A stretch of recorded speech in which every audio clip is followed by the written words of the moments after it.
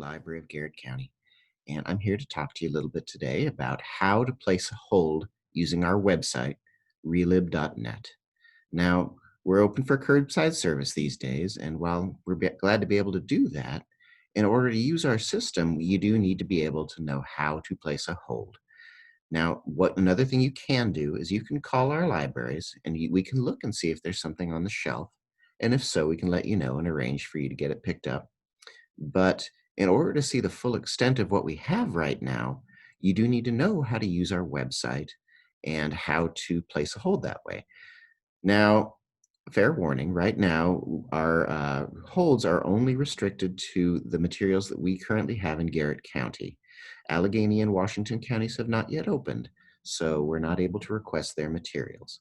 But once they do, you'll be able to request theirs the same way. So this is still a good skill to know. So what I'm going to do right now is I'm going to share my screen so that you can see our site and you can see exactly how it works. So here we are at the main website, relib.net. Now, as you can see up here, there's the spelling in case you need it. So it's got a lot of really great stuff. And one of these days, I would very much like to do another one of these sort of programs so that you can see exactly what it is that we have, because there's a lot of stuff that a lot of people don't even know about. But for right now, we're just going to show you the very basics, and that is how to look stuff up. We put our catalog search bar right here in the very front. So all you do is you click on that and you type in whatever you want. Now, let's say you want Harry Potter, but you don't know much about Harry Potter. So we're just going to type Harry Potter. You don't know which one you want. And it'll take you here. Now, as you can see, there's a whole lot of results, and they go all over the place. There's music, there's DVDs, there's books, there's audiobooks, there's video games. There's all sorts of things associated with Harry Potter, and it can get kind of confusing. So I'm going to teach you how to kind of reduce that confusion. First off, like I said, we're only able to do materials right now here in Garrett County. So if you look over here on the left-hand side, you can see assigned branch. This tells you exactly who has what. So I'm going to click on more here, and you can see all the different places that have it. So local is us, Oakland, Grantsville, Axton, Kitzmiller. If you want, you can check all those boxes, and that will just tell you what we here in Garrett County have. But as you can see, you can also see what the holdings for Washington and Allegheny counties are too, if you want. But for right now, we just want the ones that we have here at the Ruth Enlow Library. So if you take a look down, you can see all sorts of things. We have books. You can see these little icons here. They can kind of tell you what they are. That's a book, obviously. This is a book on CD, and we have a lot of those too. This is a large print book. This is a movie, DVD. So you can see that we have a lot of things. And you can see over here that you can narrow down the search. So if you want just the DVDs, you can click on that, and that will give you all the DVDs that are at these branches. And that's a really useful tool, being able to filter your results like that. So again, that just restricts it to DVDs. Let's uncheck that for now, though. What other filters do we have over here? There are subjects, and you can get into subject searches if you want. If you want to zoom off into stuff about schools, then you can totally do that by clicking on schools, and you can do a subject search based on that, but it'll give you a ton of stuff, so it's probably not terribly helpful. You can see authors. Now, J.K. Rowling is in most of these, but, Mary Grand Prix, she's the illustrator who did a lot of the more famous paintings like this cover here. Alan Rickman, of course, he was the actor in the movie. So if you click on that, it'll give you what he's in. And then you can see when they were published. That's another good thing to have. You can filter by publication date, which gives you the most recent materials if you want. It's probably not terribly helpful with this search, but in other ones, if you're doing like a subject search on, say, drugs, and you want most recent information on drugs, limiting by publication date is a real good way to go, because that'll filter out, stuff that's outdated from like 1993, So that's a good way to go there. And there's other things you can do too. You can limit by target audience. Now, again, some of that's not helpful. There are some books that just don't specify an audience. But if you want books for kids based on a subject, like, say, uh, zebras, you want books on zebras based for kids, you can do a search for zebras, and then you can limit by target audience. And that's really useful sometimes. And some books have other languages available. If you want a book, we have books in the system in Spanish, in Korean, and a lot of other languages. And you can limit based on that if you'd like. And of course, you can limit based on nonfiction and fiction. So that's pretty convenient. So let's say we just want the book. And you can see then what kinds of books we have for Harry Potter. Now, the next step is to click on it and see we have 3 buttons over on these, as you can see here.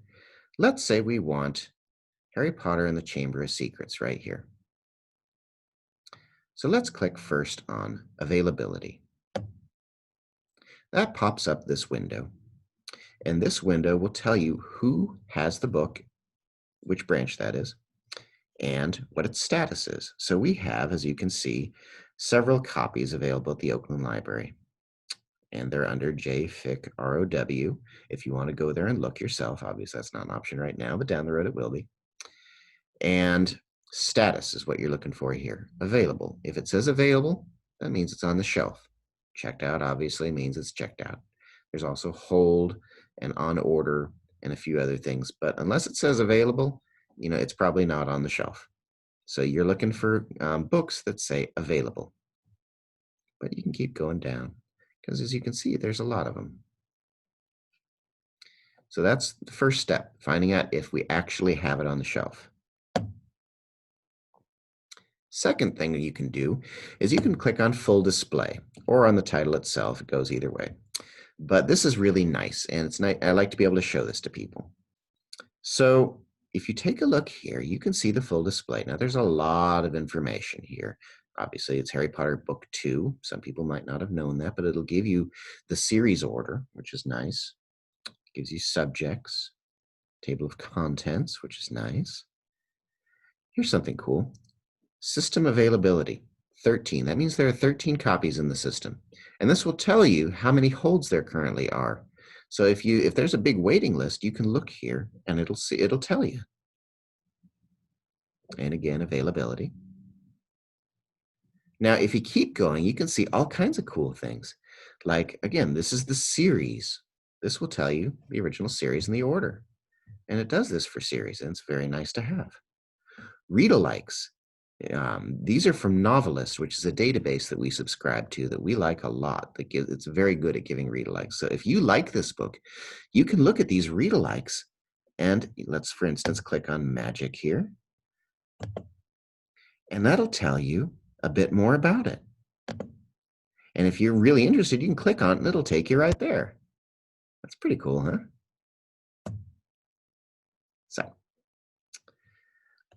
So we have read-alikes, similar authors. So again, if you like it, you can find other people who write like this and give you other good stories that are similar. Ratings and reviews. This is nice. So they pull in reviews from Goodreads. And obviously Harry Potter's got literally 50,000, but you can scroll down through here and you can see what other people are saying about it. Some also have publisher reviews too, which are very nice. You can get information on its Lexile score, AR points, all that sort of thing, awards that it's won. And you can see e-resources if there's an electronic copy available. So again, the full display for a book has a lot of really good information about that book, and I highly recommend you take a look. Now, the next step, of course, is say, I really want that. So we can click on Place Request over here, or alternatively, we can do it from back here. I'm going to go back to the search results. And again, it got rid of all our nice filters, which is unfortunate, but we'll just go back to where we were. by clicking on all the filters that we had. And we definitely just want the book. And here it is again. So again, availability tells you if we have it or not. Full display, that tells you all the really great information about it. And then finally, place request. So let's do that. Now, placing a request involves having a library card. So what you do is if you have a card, you type in your barcode number. This is just a test card and it's not going to work, so don't try it. And then your password. Now, if you don't remember your password, the best thing you can do is call the library and we'll reset it for you. So that's probably your best bet. Just give us a call and we're happy to reset it for you over the phone. So once you've logged in, it says, where do you want to pick it up? And you can choose from the line here. Where do you want to pick it up? Let's say I'm closest to Grantsville. I want to pick it up there. Okay. And you can designate this as your home library if you want. And you probably don't want to mess with the activation date. It's up to you, but you probably want to activate it today. Most people want it as soon as possible. And then you submit the request. And bam, there we go. It'll also verify your contact information too, in case you want to, if you can look down here and say, oh, wait, they got that wrong. I should call them and fix that. So you can verify it there. And that, in a nutshell, is how you place a hold. Now, there's a little more I wanted to show you here today too. Once you've logged into your account, you can see all sorts of useful things by clicking on My Account up here. See, this is a demonstration card. Now, let me show you a few things. Items out. You can actually see what you have checked out and when it's due. So if you feel like you're stuck and you don't remember when something's due, you can verify it just by going to our website and logging in, which is really useful. You can even renew it by clicking over here on the ones you want to renew and just click either renew selected items or renew all items. And bam, there you go. So you can remember, you can renew on our website with your card. You can see the status of your holds. See, if you look at your requests, you can say you're the first in line. It's on the pull list. That means, it's on the list of things we got to look for. And you can verify where you're at. If you want, you can also cancel it, or you can change the pickup location. You can also see whether or not you owe any money. So you can't pay it online here, unfortunately, yet, but you can look and see if you have any fines. And it'll tell you why typically. This is just a test fine that I put on there, but it'll tell you, what title it's for and, why. So yeah. You can also do this if you want. This is called saved searches. Now, this is something we leave off. This is your choice if you want to put on, but you can choose to save the things you search for when you're logged in with your account. The library takes privacy very, very seriously, and so we leave this off by default because we don't want to collect your data. But if you want to have this for convenience, you can turn it on. And of course, logging out. So now I'm logged out. Now, there's one more thing I wanted to be able to show you here. And that is, some of you might not even have a card. You can actually sign up for one here on our website. What you do is you go to My Account and you go to Login Register. And from there, see it says need to sign up for a card. Click or tap here to register now. You can absolutely do that. So just go ahead and tap there. And it gives you a disclaimer here. You got to be 13 or older. And what happens is you don't get a full card right away. We give you a temporary card, and then our staff will contact you and set up a permanent card. We do that pretty quickly. We're real good about that. So you have to select your home library and your zip code. And then it asks you for your information. You got to fill that out and then hit submit. You also have to set up a password. So, and that is how you can make a new library card. So I hope this helps some folks because, again, we want as many people as possible to be able to use this service. We're very proud of being able to offer curbside right now.